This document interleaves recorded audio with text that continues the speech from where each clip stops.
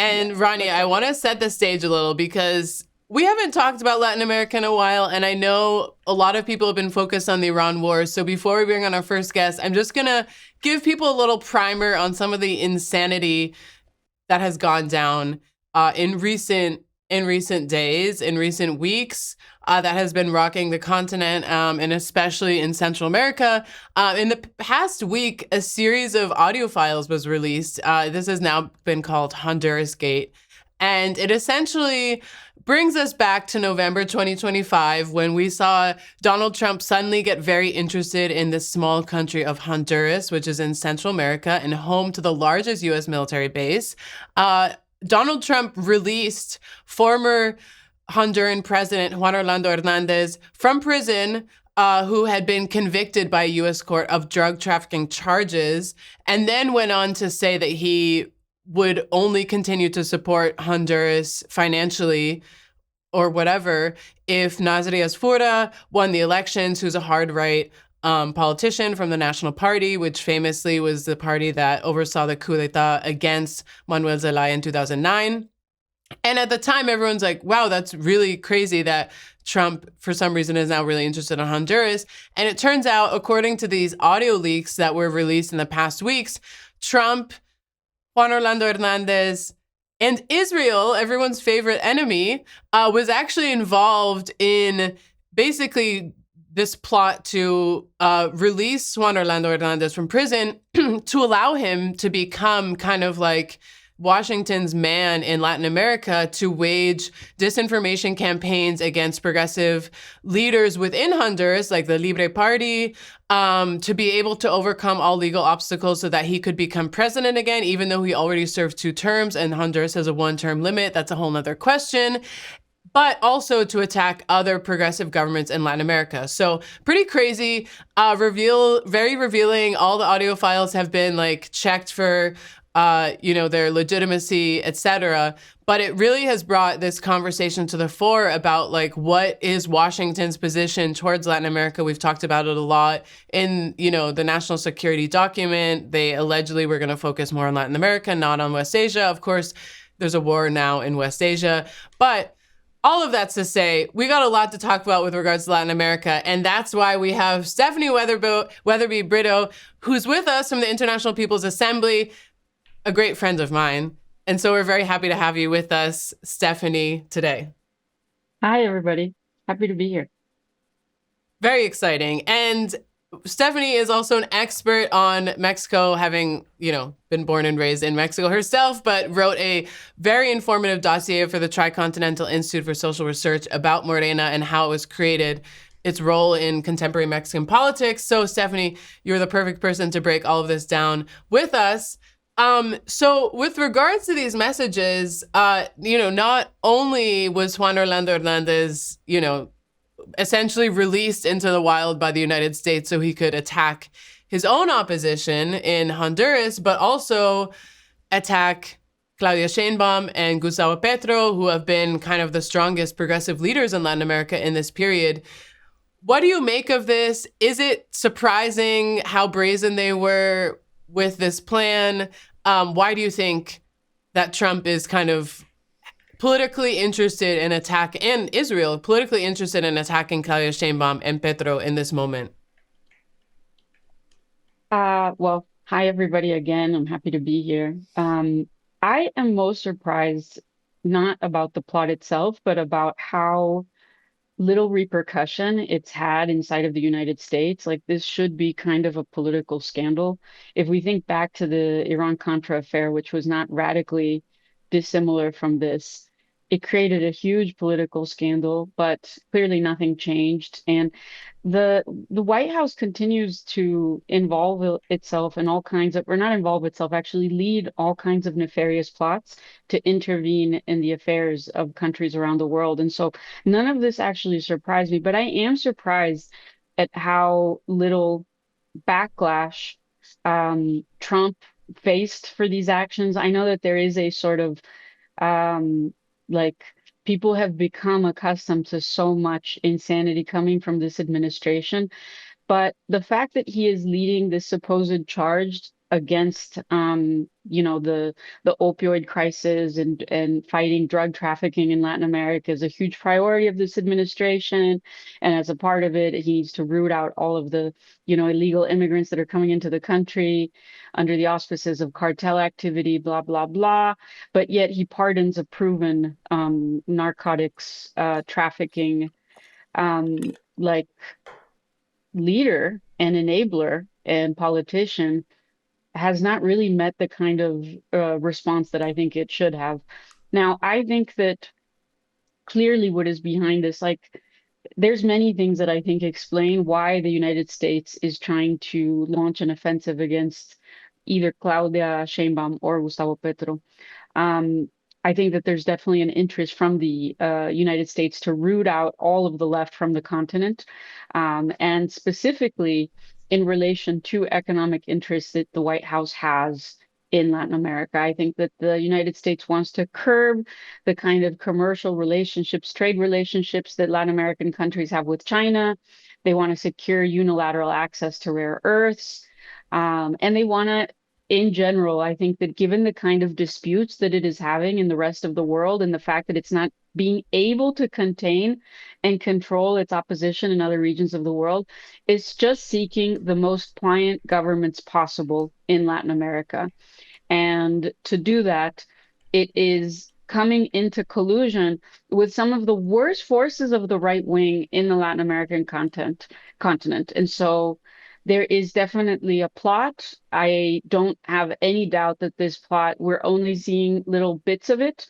And I think that it's important for there to be a reaction inside of the United States to this. I don't think that this should be treated with normalcy, is what I'm saying, essentially. It's just so crazy. Before I ask you my next question, Stephanie, I just want to note how excited I am to have just like three women on screen. I know it sounds so basic and silly, but for those who don't like to watch, if there's no men, the next two guests are men, so stick around. So stay for that. No, yeah, stay for that. But no, also just very exciting to have Stephanie on because you are so knowledgeable about all this. And I also wanted to ask you with regard to everything you're talking about, just on Wednesday, April 29th, we saw the U.S. Department of Justice announcing this indictment against Mexican governor of Sinaloa. You can correct my pronunciation of that.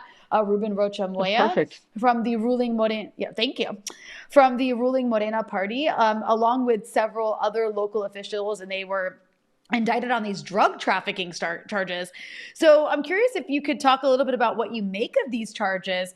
Rocha Moya has said it's an attack on Morena and the fourth transformation. Do you agree with that? Or is this just, fighting the war on drugs? I don't think that the U.S. administration has any credibility.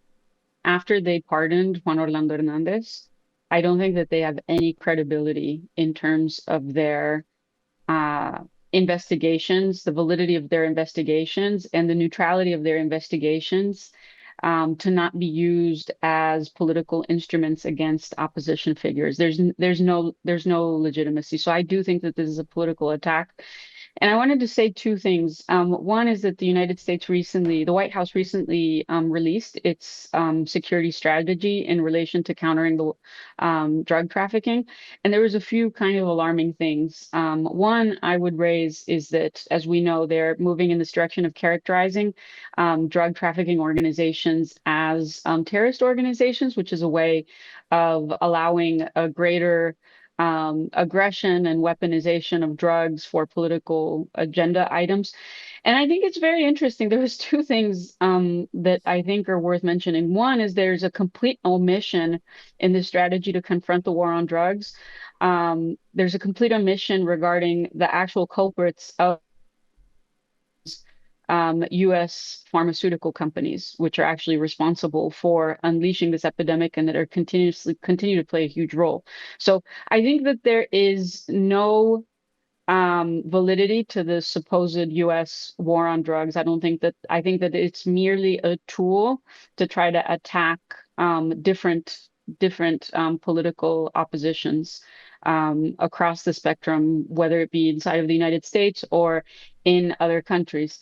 Now, as a backdrop to everything that is happening in these attacks that are being launched against Morena, and this claim that Morena is in some way involved with the widespread drug trafficking cartels that obviously precede Morena's government, it's really important to mention that the backdrop of all of this is the renegotiation of the US-Mexico-Canada trade agreement. And in that trade agreement, the United States is really intensively trying to strong arm Mexico on a few items. Specifically, the United States wants to prohibit Mexico from getting into any kind of commercial or trade agreement with China. And that is problematic for Mexico because this administration is seeking investment from all over the place to try to, industrialize or further industrialize and develop the country. And so for the United States, it's very important to keep China out of the entire continent, but especially out of the global value chains and economic production chains that the United States actively participates in. And so I think that all of these things are being used to try to weaken the position of Mexico in these negotiations, is essentially what I'm saying, to try to raise these claims that Mexico is, a narco state or a narco government is a way of intimidating this administration.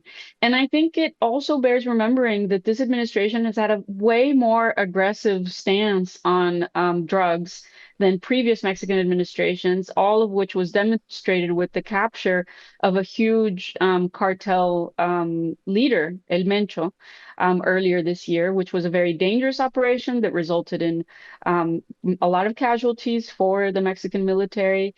And so I don't think there's any legitimacy to the US claim that Mexico is failing to confront the war on drugs or that Morena is somehow implicated in the narco trafficking, operations. I think that it's all being weaponized to corner this administration into taking a more submissive position in relation to US interests across the board.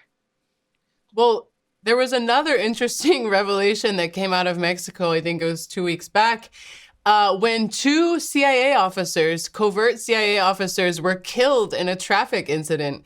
And essentially, it was seemingly just a car crash, but then it was found out that the two Americans that were killed, again, were covert CIA officers. And now Mexico has launched an investigation, it says, into CIA operations within Mexico. Prompting a lot of people, of course, to talk about the U.S. role in Mexico. What other operations is it carrying out? That was part of an unauthorized operation. Of course, Trump has made many threats against Mexico. You've already mentioned these, but he is also, at times, and members of his administration and members of the Republican Party have said, we should just carry out drone strikes against Mexico. Like, we're going to go after these cartels and we don't care about Mexico's sovereignty. So these threats have been made time and time again. So with this revelation about the CIA officers and the investigation, where do things stand? What do you make of it with regards to the threats that Trump has made? Does this mean that, in fact, the U.S. is carrying out more operations that they're actually revealing? Where do things stand in that regard? I mean, again, what credibility does the United States have in relation to all of these operations? It's just very hard to believe that there is a genuine effort to try to stem drug trafficking coming from Mexico in all of this. I mean, after the United States kidnapped President Nicolas Maduro under, drug trafficking claims, even though it's been proven and demonstrated that Venezuela doesn't play even a huge role, I just think that everything that comes out of the White House in relation to this supposed war on drugs is highly questionable and needs to be really doubted and scrutinized. Now, I think that it's definitely not the first time that CIA operatives act inside of a foreign country without authorization from said country. I have no doubts that their presence in Mexico was likely not authorized. Now, the problem is that it's creating a political scandal in Mexico because the governor of the state of Chihuahua allegedly had authorized their collaboration with state law enforcement. And so this is a violation of her role as a governor, because it's not up to the governor to carry out these kinds of negotiations and authorizations with a foreign government. That is up to the federal government of Mexico. Now, I think it really bears noticing that this government, Morena, is willing to take this out into the public and put it out into scrutiny.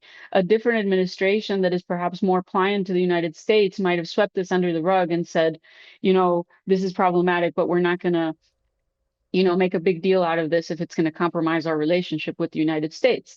And I also think that it's important to mention that Mexico has been having a very tense relationship for the past year with the U.S. ambassador in Mexico, who has made repeated incendiary statements, who uses the same kind of threatening rhetoric, which is totally inappropriate for a diplomat to use, which keeps using the kind of if Mexico doesn't do X, the US will do Y. And so relationships, I do think, are really strained, despite repeated efforts from the Mexican government to be as collaborative and as reasonable with a highly unreasonable administration throughout. And I think that right now it's important to again, go back to the backdrop of all of this, which is that there are huge major negotiations over the US-Mexico-Canada trade agreement. And I think that when you remove that from the picture, it's hard to understand everything else. Wow, I have a lot of trouble believing that the CIA could possibly do such a thing, but I guess anything's possible. I guess before we let you go very, very quickly, I know it's hard to make this quick because it's a big question, but if you could, we wanted to ask you about Claudia Sheinbaum, the president of Mexico, who's been praised for her role in dealing with Donald Trump. I'm curious, Stephanie, what's your assessment of how she's handled U.S.-Mexico relations while also promoting a progressive agenda in the region? I think that Claudia has done a tremendous job at maintaining a position of an upright defense of the Mexican sovereignty while being very realistic and very realistic in her appreciation of the difficulties that Mexico has in coming into a frontal confrontation with the United States. I think that's something that the left has to always really understand, is that Mexico is really disadvantaged geopolitically because it shares a border with the United States. It's been by the United States throughout its history, and every political process that tries to pursue radical and transformative change in Mexico has always been tampered by the U.S. Every time that there has been any kind of insurrection or any kind of struggle inside of Mexican territory, the United States has involved itself in trying to curb the effects of these, because a lot of economic and geopolitical interests and security interests that the United States has in Mexico. So Mexico is in a very disfavorable position, but I think that there's also a history of anti-imperialist sentiment in Mexico because of this history of constant US intervention.